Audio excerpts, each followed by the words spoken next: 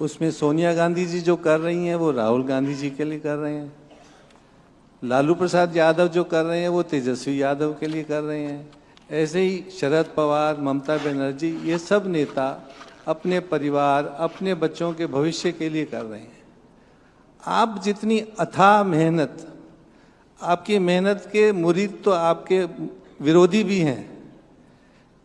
हम सभी आपसे जानना चाहते हैं कि आपके आगे पीछे तो कोई भी नहीं है, फिर आप इतनी मेहनत किसके लिए कर रहे हैं? देखिए, मुझे लगता है कि हर कोई राजनीति में, अभी जितने दलों के आपने नाम दिए,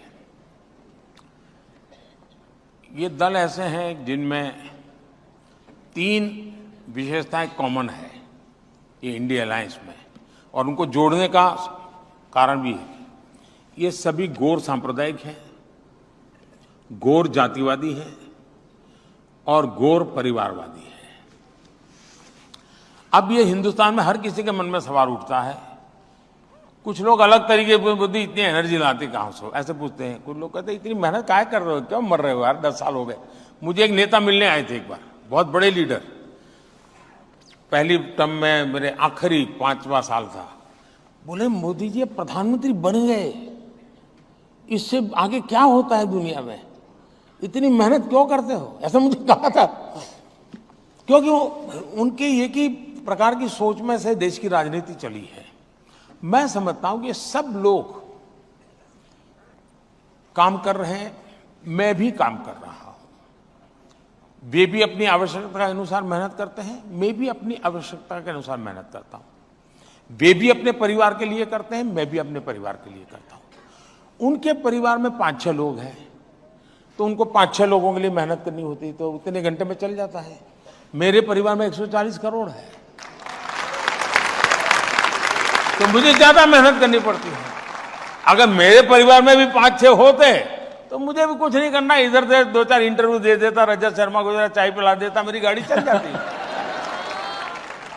लेकिन मैं 140 करोड़ मेरे परिवारजन के लिए जीता हूं, और इसलिए मेहनत भी करता हूं। उनकी जिंदगी, उनके सपने, और मैं कहता हूं आपके सपने, ये मेरा संकल्प है, और मेरा पल पल आपके लिए है, मेरा पल पल देश के लिए है। और इसलिए मैं कहता हूं कि 24/7 फॉर 2047। मोदी जी, आपने कहा 2047 तक, तो कह रहे हैं मोदी जी ने बड़ा लंबा प्रोग्राम बना दिया, ये तो कहीं जाने वाली नहीं 47 तक। ऐसा है कि मैं अभी भी मानता हूं कि ईश्वर ने मुझे किसी विशिष्ट काम के लिए भेजा है।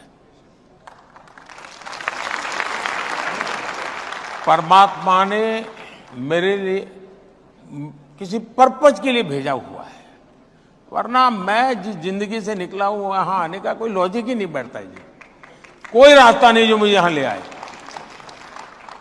ईश्वर ने ही इस काम के लिए मुझे कहा है, मुझे भेजा है, और मेरा मार्गदर्शन भी परमात्मा स्वयं कर रहे हैं, मुझे रास्ता भी परमात्मा स्वयं दिखा रहे हैं।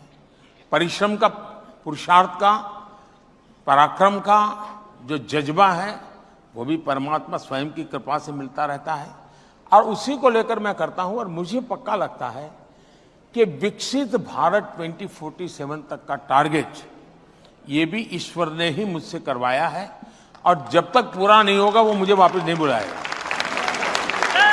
और आज दुनिया में कहीं और जगह नहीं है मेरे लिए, यही है।